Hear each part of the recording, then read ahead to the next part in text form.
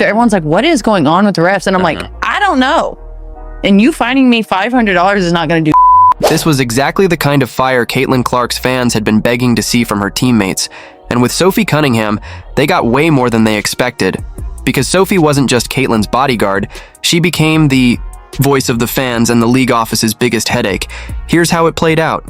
As the 2025 season dragged on, you could see Sophie's tolerance for the WNBA's double standards hit zero. Every cheap shot at Caitlin, every swallowed whistle, every meaningless fine, they didn't silence her, they pushed her further. She took aim at refs, media, old teammates, and even the league itself. Nobody was safe. And here's the part that should have the W nervous. This was just the beginning. What follows is Sophie's rise from enforcer to the league's biggest nightmare, each step bolder than the last. But first, drop a like and tell us your favorite Sophie moment in the comments. Just the competitor that I am. I'm fierce, I'm sassy, I stick up for my teammates, stick up for myself, and so sometimes I think that's okay to be feisty and to be yourself. What Sophie promised when she signed with Indiana turned out to be an understatement. The fan base was buzzing because the Fever desperately needed toughness, someone willing to be the shield for Caitlin Clark. But Sophie gave the Fever more than grit. She brought something the crowd instantly recognized: real, unwavering loyalty to Caitlin. I mean, you know, she has changed our game in the best possible way in every way. And in today's WNBA, loyalty like that is rare. After a season where the media downplayed Caitlin's impact, refs refused to give her fair calls, and even Nike hesitated to market her, hearing someone finally say what fans already knew was a breath of fresh air. Caitlin Clark is the face of the league. She's changing everything. That honesty instantly turned Sophie into public enemy number one. Opponents started testing her right away. During preseason against Washington, rookie Kiki Fenn sent her flying. Sophie popped back up and basically told her, try that again and see what happens. Look, you go down into the trees and things happen. And Kiki Fenn right there, they had an extra little shove. And she's just like, what I do? Well, you kind of grow up, and then Sophie Cunningham pops right up and has a lot to say. Preseason dust-up was just a teaser for what the year had in store. Because if a rookie felt comfortable taking down a vet like Sophie, imagine what Caitlin was up against. It was hunting season on the Fever.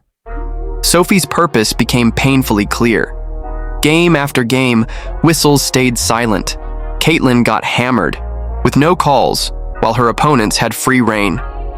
It was deja vu from 2024. Then came Sophie's boiling point. June 17th, Commissioner's Cup, Indiana versus Connecticut. The officials completely lost control. J.C. Sheldon clawed at Caitlin's face. Marina Mabrey nailed her with a body shot. No ejections, no accountability. That's when Sophie finally snapped. And her response instantly became folklore among Clark's fans. For them, it felt like long-awaited pain. That's a flagrant foul. It's a hard foul. You could say it's a play on the ball, but... Justice. After months of watching Caitlin take shot after shot with no response, Sophie answered, wrapping up an opponent, shoving back, and daring anyone to challenge her. She'd always been fiery, but this was different. This was a switch flipping. From that moment, she played like she had nothing to lose. And it didn't end when the game clock hit zero. At practice the next day, reporters asked about the scuffle. Sophie didn't sugarcoat it. She made it clear this wasn't about one play, one foul, or one opponent. During that, it was just part of the game. I think the refs had a lot to do with that. It was a build-up for a couple of years now of them just not protecting, the star player of the WNBA. And so, at the end of the day, I'm going to protect my teammates. That's what I do, and I'm a team player, so it's all good. Sophie had seen the punishment Caitlin absorbed from afar. Now she was feeling it firsthand. And that one moment forced the entire sports world to notice her. They bring in Sophie Cunningham. I had no idea. Sophie Cunningham was a black belt at the age of 6. Yeah. Yep. Boom! Wow. I love it. And she was the one who finally stood up for Caitlin Clark. And what happened next was the perfect example of the Clark effect. Fans embraced her instantly. Her jersey sold out within minutes. Her social media exploded with millions of new followers, and Sophie leaned all the way in. She posted a TikTok synced to a Selena Gomez track, throwing a wink toward the Sheldon incident, and it went viral. Her comments were flooded with one message: "Thank you for having Caitlyn's back." It turned into a multi-million-dollar moment. Practically overnight, Sophie went from role player to one of the league's hottest names. But with the support came haters. Media blasted her for going after Sheldon while ignoring Mabry's hit and Sheldon's swipe at Caitlyn. A petition even popped up calling for her suspension over unsportsmanlike conduct. The WNBA stepped in with a fine, $400.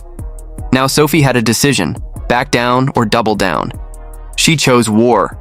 From that day forward, her comments were sharper, her clips spread faster, her tone was unapologetic. She wasn't just playing basketball anymore, she was challenging the league itself. Just 5 days after the Sheldon clash, Sophie showed up pregame in a Barstool Sports Tres Leches tee featuring herself, Caitlyn, and Lexi Hull. Another clear statement: she stood united with Caitlyn, and it drove parts of the league wild. The shirt, 3 Milks, was read by some as a reference to the Fever's 3 white players. Sophie knew exactly how it would be received, and she wore it anyway, and she was only warming up. Man, I don't know how excited we are to be going to Detroit or Cincinnati. And I don't know how excited people are to be going to Detroit or Cincinnati. On July 1st, Sophie aimed straight at the league again, this time blasting its expansion plans. Instantly, cities like Detroit and Cleveland blew up. She was attacked from all directions: fans, reporters, even insiders. At first, she tried to walk it back, saying people misunderstood her point. But here's the reality: when the mob comes for you, retreating does nothing. So she doubled down, saying what everyone else thought but wouldn't say out loud. I'm not even gonna lie to you. I am someone who says what everyone else is thinking or talking about, not just with the refs, Did you post but that with after Detroit, after you guys lost? with Cleveland. I want people to hear what I just said. I am the only one, but if you ask our league, they feel the same exact way. The league feels the same way about the refs as you? And Detroit and Cleveland. Yeah. And Do so you want to now, give it one more shot? no, because Okay. I said what I had to say. You go on. And I'm not going to apologize because I fully believe that. Don't tell me that Detroit is more fun than Nashville.